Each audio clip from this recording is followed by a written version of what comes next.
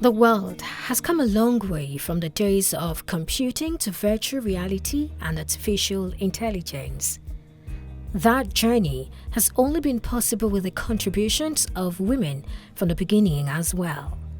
While women have made numerous and oftentimes untold contributions to the digital spaces around us, unfortunately, these accomplishments have been against all odds in a field that has historically neither welcomed nor appreciated them. It is why this year's International Women's Day is focusing on Digital, Innovation and Technology for Gender Equality.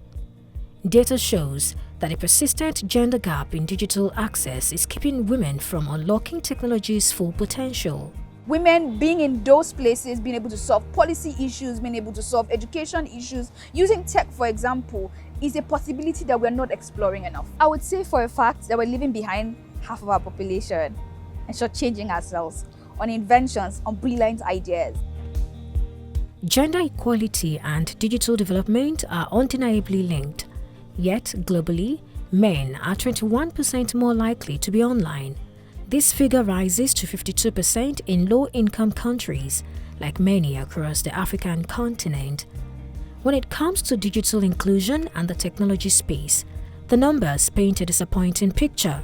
Women make up only 22% of artificial intelligence workers globally. A global analysis of 133 AI systems across industries found that 44.2% demonstrate gender bias. In my industry currently, although women contribute 50% to the population in Africa, in my industry in Africa, women only contribute 9% to the workforce. It's abysmal, right? And what that also means is that women are an untapped resource. For many reasons, an untapped resource. So if, for example, if you put it in the context of just my industry within tech, what that means is that for an industry that lacks people to protect the innovations we are having across the world, we are shortchanging ourselves by not reaching into an untapped resource. So let's leave whatever gender dynamics or whether women being better than men or men being better than women, whatever dynamics. What it just means is that we have a pot of gold that we haven't tapped into. The technology space continues to be one that is male-dominated. This oftentimes throws up challenges to women's access and participation in the space. It also makes it difficult for more women to rise to the top when it comes to occupying decision-making positions, which can in turn get more women in the door and sitting at the table. First and foremost, there's an issue of access. Access again is stacked. There's access to digital tools that women don't have enough of or don't have up to men.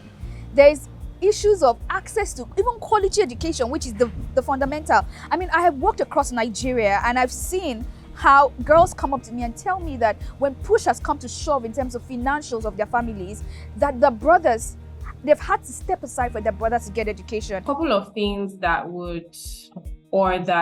promotes this. First is like women have uneven access to education.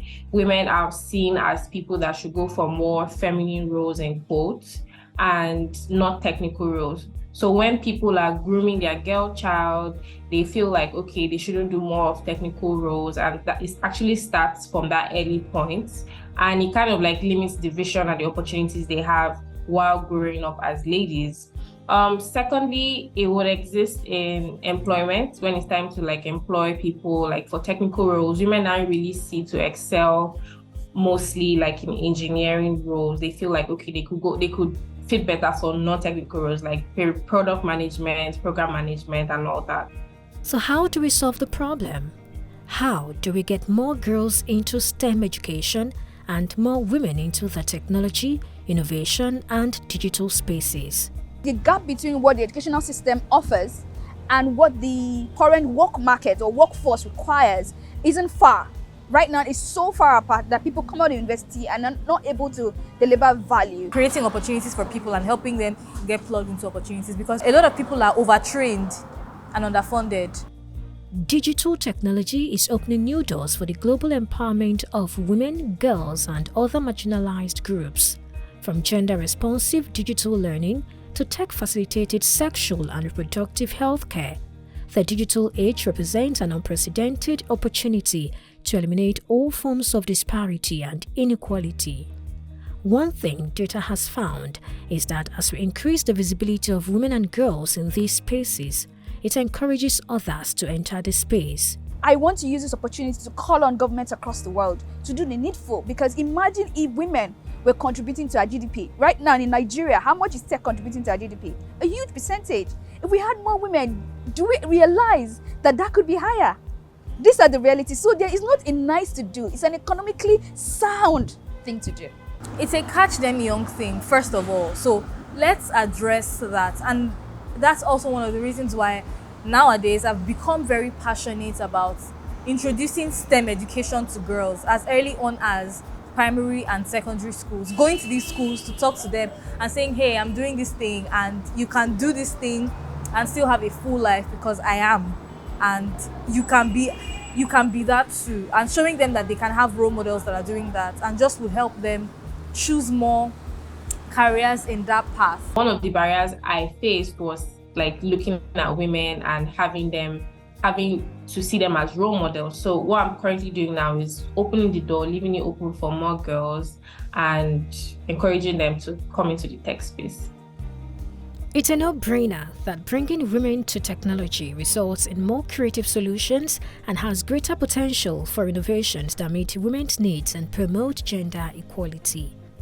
According to the UN Women's Gender Snapshot Report 2022, women's exclusion from the digital world has shaved $1 trillion from the gross domestic product of low and middle-income countries in the last decade, a loss that will grow to $1.5 trillion by 2025 without action. Reversing this trend will require action from individuals, corporates, and the government. Perpetua Fasanmi for News Central.